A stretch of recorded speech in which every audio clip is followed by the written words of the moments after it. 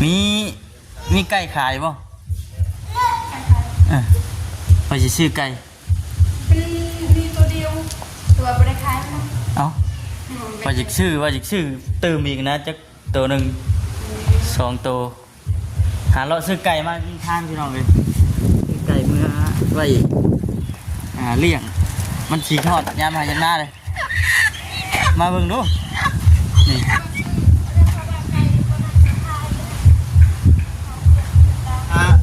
บ่ได้ธรรมดาเห็นว่ามันน้อยที่ก็ได้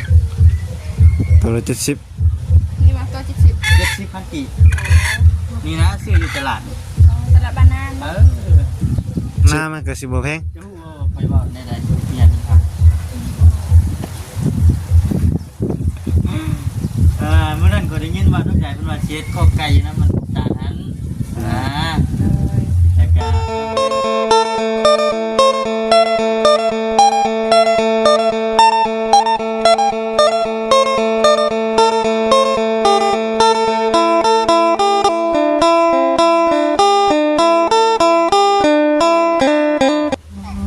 ขึ้นแท้อันนี้พี่น้องเนาะเสียงตู้สนั่นอยู่พลึกดีอันนี้นะพี่น้องเนาะเอาคนอื่นกราบทักทายสบายดีเด้อพี่น้องเด้อเนาะซีกันเบิดทุกคนพบพ่อกันคือเก่ามื้อนี้ก็ได้เดินทางมาอยู่ที่บ้านน้องน้ำฝนเพิ่นพี่น้องเนาะมีทางรถมือเพิ่นครับที่ว่าจังได๋ก็ซื้อไก่มาต้อนเพิ่นก่อนว่าซั่นให้เพิ่นไว้เลี้ยงแพร่พื้นได้ขาขายนะพี่น้องได้ขายไก่นี่เลยพี่น้องเลยเนาะมันจะปัดเทือนจวดอยู่วันนี้ว่าซั่นมาเมื่อกี้นี่หาไผคือบ่เห็นอยู่สบายดี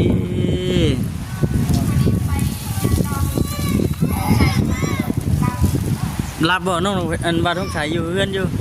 แต่ว่านอนรับไปแต่เด็กพุ่นอยากนอนเนาะแม่นแล้วไปครัวงัวครัวอย่างเฮ็ดอยู่เฮ็ดกินซอยเพิ่นแน่เจ้าน่ะหากะมาปีนี้เนาะเบิ่งนี่เนาะ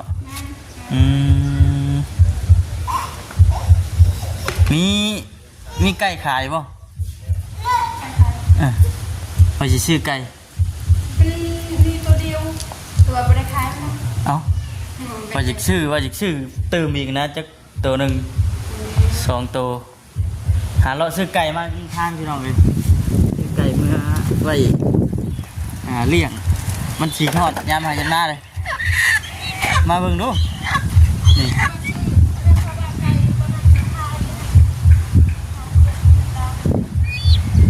มาบ่ทันครับมาเอาบูมาสิอันนี้ก็สิซื้อเมื่อเฮ็ดเรียกอยู่เฮือนคือกันนะไก่บ่ได้โอ้เนาะย้อนหัวซากอยู่ย่านแต่มันนั่นนอกก่อนเด้อนี่เฮ้ยโอ้ยเนาะย่านแต่มันนอกก่อนเด้อนี่เป็นยังเป็นยังเอ้ามันมัดเฮามัดย้อนจังได๋บ่จริงไอ้บ่ต้องใส่บ่ต้องใส่บ้านนี่ดูคือนอนบ่เดี๋ยวมื้อแล้วเปียตัวอะไรบัดทีนี้ใช่มาให้เรียกอยู่เพื่อนตัวอะไรบัดนี้ชื่อว่าให้น้องคนมาเลี้ยงคือมันมาบริเวณนี้บอกคำชื่อเด้บอกคำบอกกล้าชื่อดอกพี่น้องเลยไก่ราคาบริเวณธรรมดาเห็นว่ามันน้อยชื่อก็ได้ตัวละ70นี่มาตัว70พันกี่นี่นะซื้ออยู่ตลาดตลาดบ้านนานชื่อตลาดเขาเจ้าถ้าชื่อน้ำทงไข่ทงหน้ามันก็สิบ่แพงจะฮู้ว่าไปว่าในใดเมียนี่ครับเมื่อนั้นก็ได้ยินว่าทุกใจเป็นว่าเช็ดข้อไก่นะมันตาหันแต่ก็ทางผู้ใหญ่เพิ่นเลยคิดว่าเอ้าท่านบ่เพราะว่าเพิ่นเห็นเป็นเหตุการณ์แล้วแล้วทั่วแล้วก็อยากซื้อไก่มาให้ทั้งคนไว้เลี้ยงตัวผู้ตัวนึงสบายดีเด้อเนาะจะให้เราจะดองเพราะว่าเคยได้ยินเจ้าว่าเมื่อนั้นคือว่าเสียข้อไก่ทั้งพวกตานั่นว่านั่นแหละจังหวะน่ะก็เลย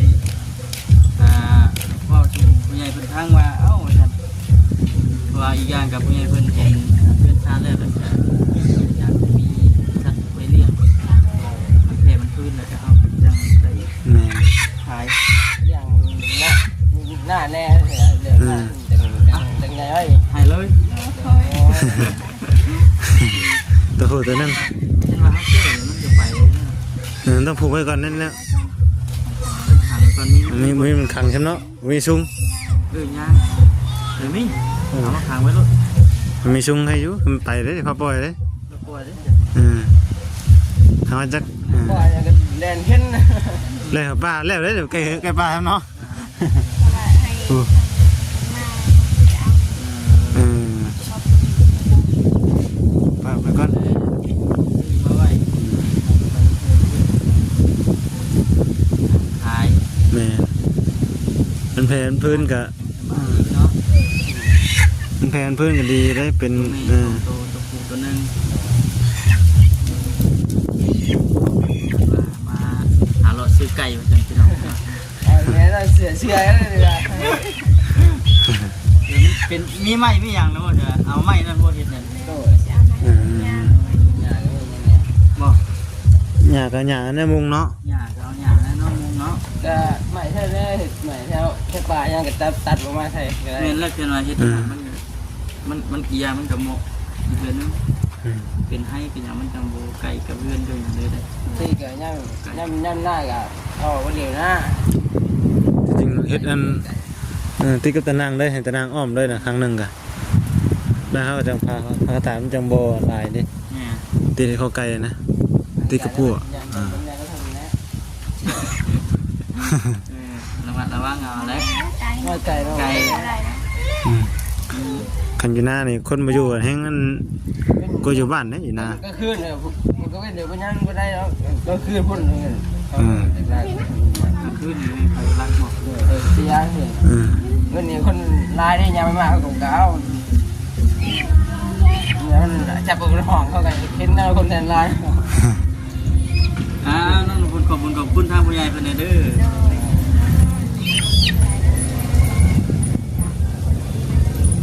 ไก่มาให้เลี้ยงคนเห็นพอกันไหนมีสุขภาพแข็งแรงคนเจ็บไว้ไหนใครยังมีเด้อไหน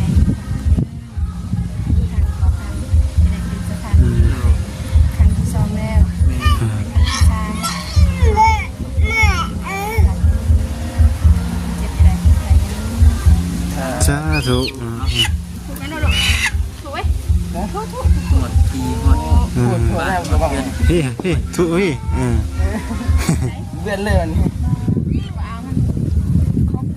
มันสีไก่ช่วงยามลงไปลงงานแล้วก็ซื้อไก่สีกามาเลี้ยงเลยก็ตีเพื่อนนึงเราเนี่ยมัน แต่มันแพง ช่วงที่มัน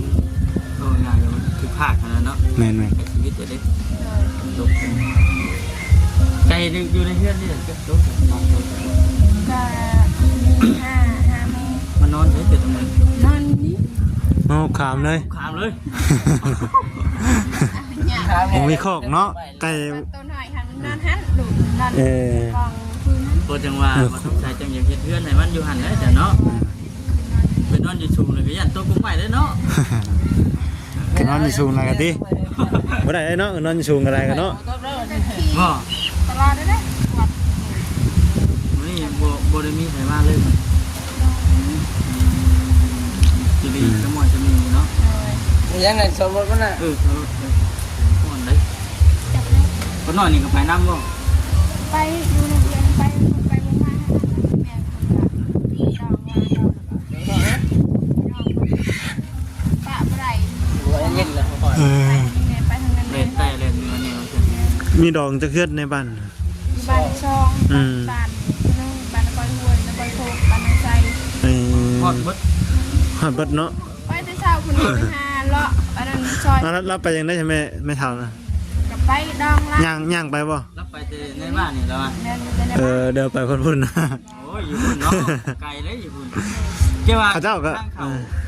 บ้านไอ้นี่จ้ะ มาตานนี่ บ้าน แต่ว่าเรามาคันทางนี้เห็นตูหันแม่นหมดแหละ เขาเจ้าก็มาหาพี่เนาะ ญาติพี่น้องเลย พี่น้องเป็นโมเมนต์พี่น้องเพิ่นบ่ฮอดเนาะอันนี้เป็นคน ก็เดี๋ยวเพบัส2-3หมู่บ้านนะ เ อยู่บ้านนะคนน้อยบ่หนาวบ่เนาะ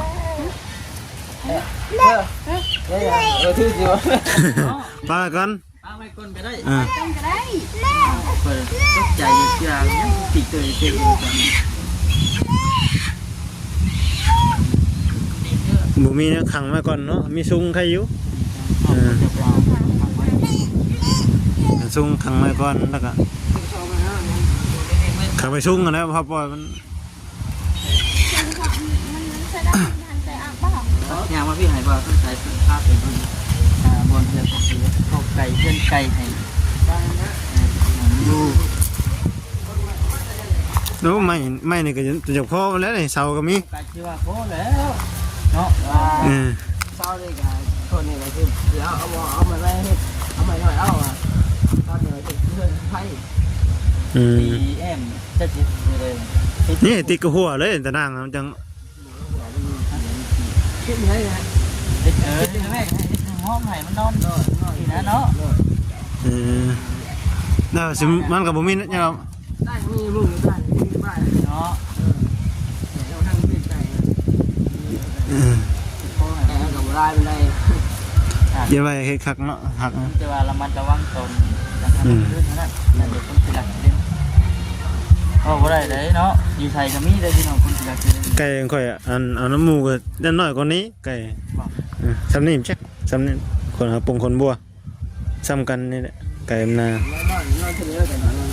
เลี้ยงไก่2ตัว บ่ได้มีงูมีหยังบ่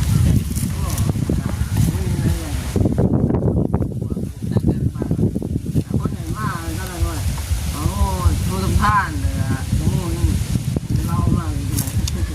แล้วก็เนี่ยยิ้มคำเนี่ยว่าเนี่ยจะเรียกได้มาลายผลหมาอ๋อ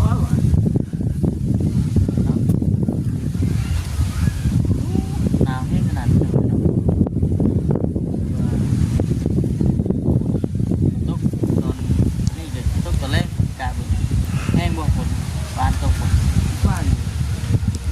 ไม่ช่วง มื้อเช้านี่มื้อเช้า ไม่ช่วงไม่ช่วง ว่ามันซึนแห้งบ่ มันก็ว่ามันมิดอะไรนี่นี่ เมื่อวานมันซึนแห้งบ่ลองใส่ บางชื่อเนี่ยเป็นลม ลมฝนบ่มี ลมเหนียว ลมหายว่าเลยเนาะ ลมมาลมเลย แต่ทั้งไก่ขามซุเนาะ ทุกคานนี่บ่เป็นหยังมันเหนียวอยู่ เหนียวกันเป็นมาใต้เตี้ย เงยตายเลยเนาะ แต่หายคนนี่ยากอยู่กบขาม บ่ยากเด้ บ่คือกบอื่นได้ ใต้เนี่ยราคาเท่าไหร่ให้เบอร์เลย ทางที่ดีนะ ตำนานขึ้นเนี่ย อยากตัดพุ่นนะตัดนี่คันตัดนี่ก็ดี ถามแรงนึง ตัดให้มันลงตามกว่านี้นะ ตอนกินมันลงแล้ว ตอนตัวมันสูงอะตอนมันใหญ่เลยตอนใหญ่ก็ตะกอตอน เมื่อทำเนี่ย ทางที่ดีนะ ทางเรื่องอะไรลาที่อยู่นี่ นั่นก็ตัดกลางเลยนั่นตัดนะกลางโอ้ นั่นแหละที่ว่าดีใจน้ำที่ว่าทางผู้รักทางคนคือใจชิกามาไว้ให้เลี้ยง นี่ ให้มันแทนพื้นเด้อบัดมันแทนพื้นแล้วขี่มา มาต้มไก่น้ำนี่บ่เท่านะพุ่นเลี้ยงนั้นแทเด้อเลี้ยงแทเด้อบัดมันแทเลยสิมากินต้มไก่น้ำว่าซั่นโอ้ยเอาคุณก่อนสิน้องเนาะเอาเลยแล้ว 12 นั่นน้อง นี่ ให้มาทั้งใส่ถือเราแบบเรามาอยู่เนาะโอ้ยวันไหวนี่ ไม่ได้เห็นเลยหมดเท่านั้นแล้วเออ คันมีเสือกนะผูกแข่งกันไว้แบบปล่อยนั่นเสือกยาวเทือบข้างอ่ะ เป็นว่าสิปล่อยแล้วก็ยันบ่อยู่พี่น้องมันยังบ่ลืมดิ อยู่แท้นั้นแรงกับป้าดิบได้แน่ ต้องให้เป็นกลางคืนนะครับปล่อยแต่บ่เป็นหยัง มีกันมีเสือกพังผูกไว้ทีละตัวทีละตัวใครอยู่ นี่ผูกไว้นี่ มีเชือกข้างก็ผูกไว้ผูกแทงกันไว้ ตอนแรกอะ โอนไปโอนมาอยู่ดิ ตอนแรกกับมาผูกกันได้ดิมาผูกทางหลังของน้ำเนี่ยตอนแรกอะว่าผูกคนแคมทางครับตาราง ตอนแรกผูกก็ได้แต่ว่า ตอนแรกก็ แก้ไว้เนี่ยมันจะนอนอยู่น้ำพรเลยก็ได้ โอ้แก่พอดีมันไปมือใหม่มาแล้วมันสิไป เราไม่ซื้อเป็นประมาณเท่านี้ ดียวนะคะเพื่อเขากำลังได้เนาะ จับได้มันดูดมือดิเล่นตุ่นกุ่นไหลบอกคำเห็นบอกคำได้ไหลเนาะ ว่าดูดมือน้องพลนั่นเห็นบอกคำได้ไหลวะ ไม่ได้เป็นคนถือ เออ ไล่คุบเอาบ้านเฉพาะว่าทีนี้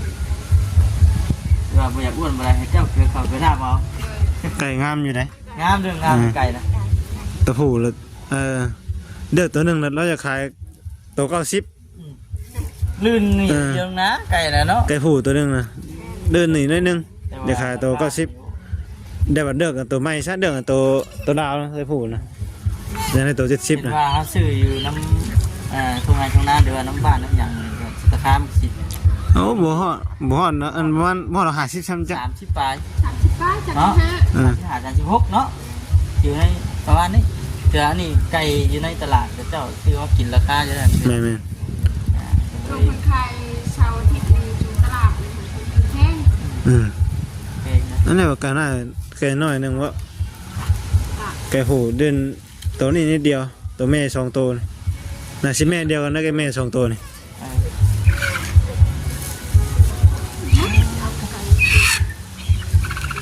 ไก่งามนี่เนาะยัง ถ้ามันสักปีดเสียเด้อ เสื้อผ้าเอาดิผูกไว้ต้องผูกยาวก็ได้จับเนี่ยผูกทีละตัวทีละตัว มีลมพัดไปเลยเนาะอยู่ในจะหมอยจะมีอยู่แล้ว คิดว่ามาเกี่ยววิถีอยู่เฮือนเนาะ อันนี้คิดอยู่ว่าเราต้องใส่อยู่ตึกเราอยู่แต่ว่ายันเรานอนด้วยเนี่ยไป ก็เนี่ยอยู่ก็เนี่ยรอบนั่งเขานั่งไปว่าที่ว่าว่าที่ผมท ไปกลัว อืม ำอยู่นานแล้ว แน่น ถูก บอกถึงว่าบ่แม่นคนชาว แน่น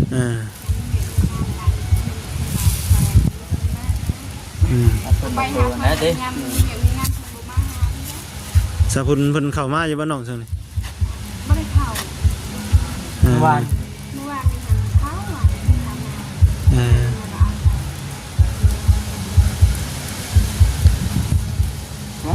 ก็คือโอเคเนี่ย จับตัวหนึงก่อน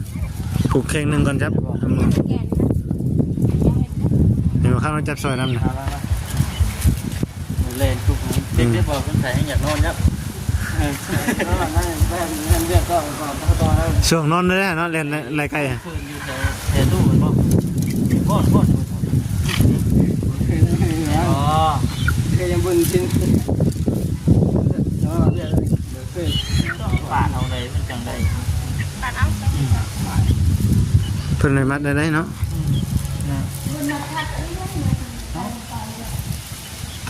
ฝัน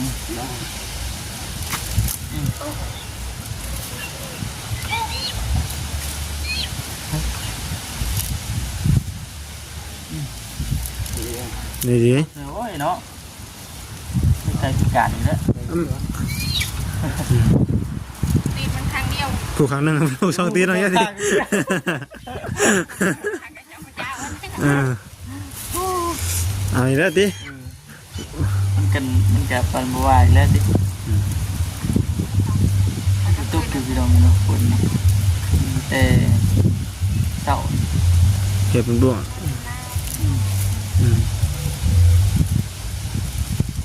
ไปบ้านตาแต่เช้า ที่จักเลยกัน ไปโซดองเดือนหนึ่งเดือนหน้าเด็กมาเดี๋ยวไม่มีว่าอื่นนี่ก็ มีอีกว่าบุญ บ้านใส่ซองบ้านป่านี่คนนึง ไงเพิ่นจักให้ว่า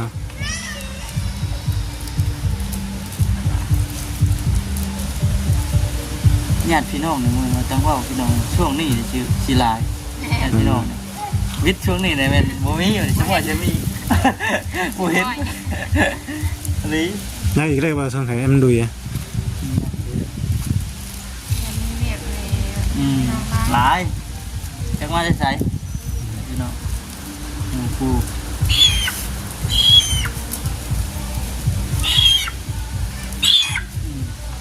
เอาอีกแล้วเนาะแต่สมัยมื้ออื่นบ่เห็นเพราะว่าอัน ใกล้ถึงนี่แหละ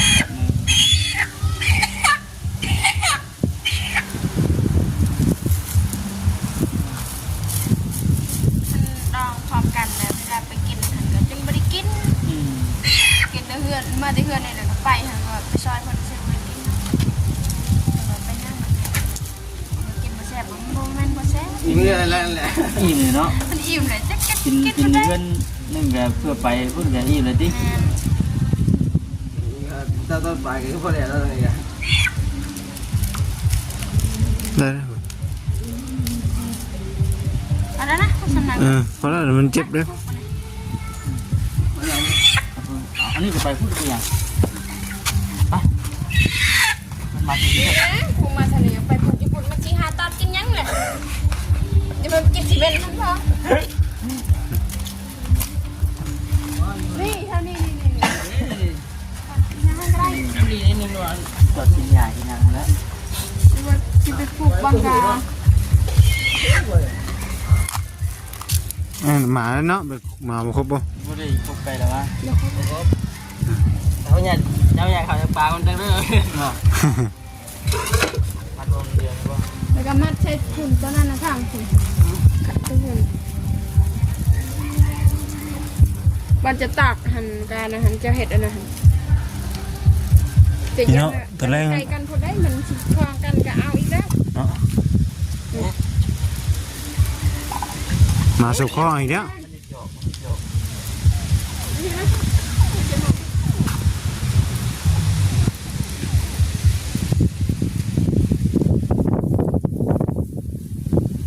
ทันแล้ว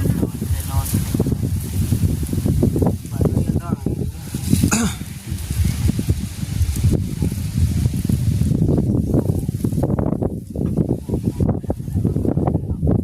มือจักตัวลองตัวบ่หมูตัวนึง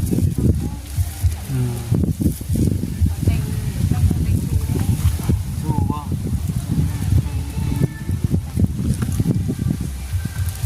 งูเนี่ยก็ถ่ายเห็นซ้อเนี่ยก็ถ่ายนี่ก็เป็นช้าตัวนี้หน่อยนู่น ว่ามันจะทาตัวใหญ่ วานนี่ก็งั้นคือเด้อเนาะ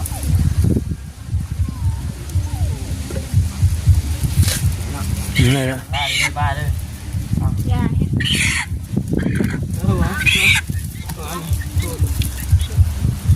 อามาเอาไปเนี่ยมาผูกนี่นะนั่งมาดีไหมนี่มาเอาใส่นี่มา จนแล้ว ปลูกเสานี่ก็ได้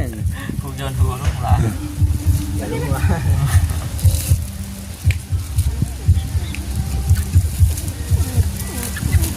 เซ็ม เจ๊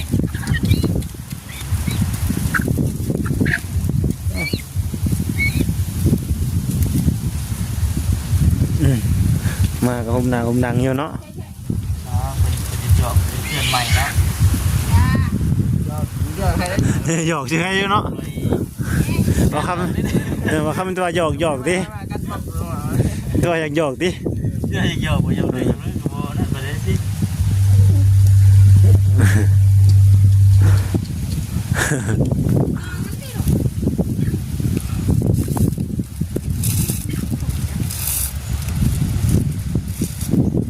เจ๊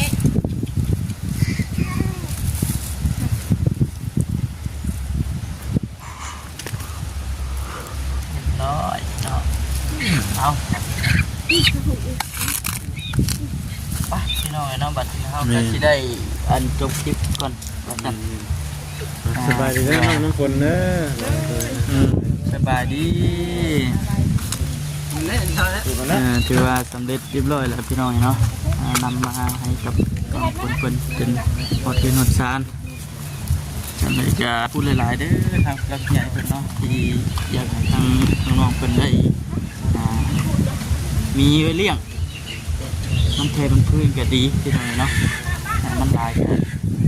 ขายมีเด็กมีงานอยู่น้ำเพื่อนน้ำซ่านก็เฮ็ดอยู่กินให้แขกคนนะพี่น้องเนาะฉันเลยจะขอบคุณหลายๆเด้อเนาะทางผู้หลักผู้ใหญ่ที่ให้ทางบอกคำเป็นสะพานบุญให้กับ ต้องตายทั้งนี้ ไก่ ชื่ออย่างนี้แหละมาให้ทางเจ้าเรียกให้อยู่ดีมีแห้งเด้อไปใส่มาใส่กับเปิดปลอดภัยเนาะเรียกทีมงานกายอย่าเป็นโกให้เจริญรุ่งเรืองก้าวหน้าต่อไปพี่น้องเอ้ยอยู่ดีมีแห้งพี่น้องกะสบายดีพี่น้องเอ้ยสบายดีบ๊ายบาย